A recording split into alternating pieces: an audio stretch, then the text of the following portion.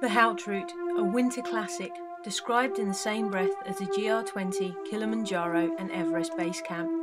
It's an expedition no self-respecting ski tourer can call themselves a ski tourer without.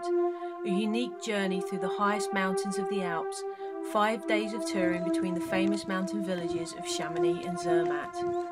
First walked by the gentlemen of the British Alpine Club in 1861, and then finally skied 42 years later in 1903, much to their displeasure.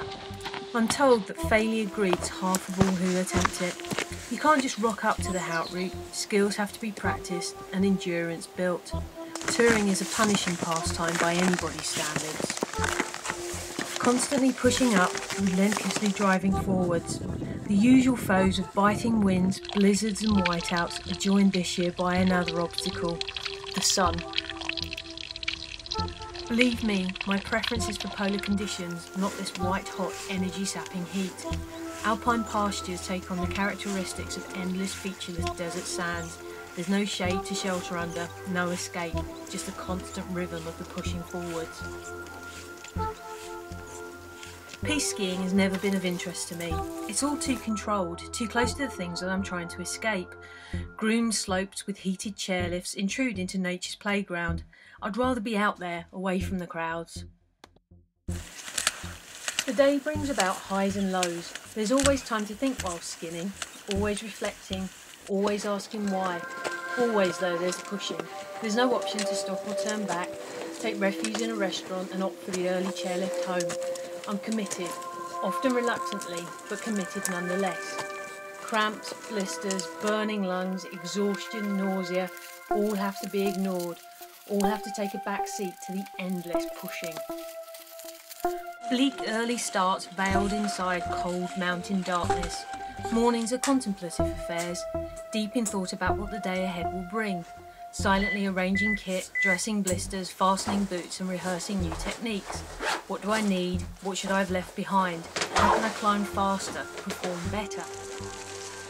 Fear is a frequent mountain companion. Sometimes it's a steep wall of ice, other times melting snow which gives way under my boots. It could be an old ladder loosely attached to a rock face, or balancing on an exposed ridge with skis strapped to my back. Avalanches and crevasses are of course an ever-present danger. Reaching hidden coals and view spots, lunching at the most exclusive rucksack-tabled restaurants, climbing up through into sunrises, emerging onto summits and surveying all that lays in the future and the past. These are the mystical memories only available to the few who push on.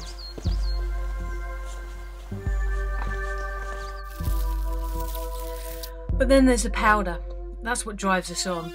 Some describe us as searchers, always on the lookout for that perfect descent into fresh, magical snow. Powder turns. Nothing in the world beats powder turns.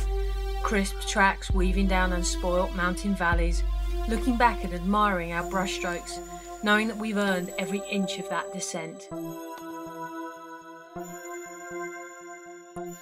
Tales of adventure and adversity, shared with new friends over cold beers in huts far away from the crowds.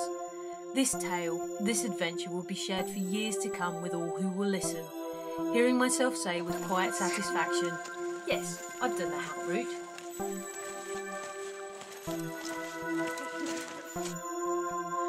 Doubtless each time told, the climbs will be steeper and the adversity greater. This is the finest of Type 2 fun. My immediate despair will dissipate, and the promise I always make, stating this will be my last tour, will be broken.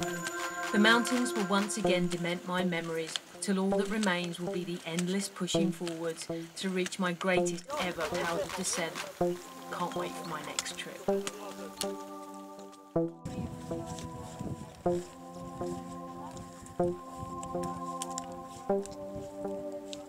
Thank you.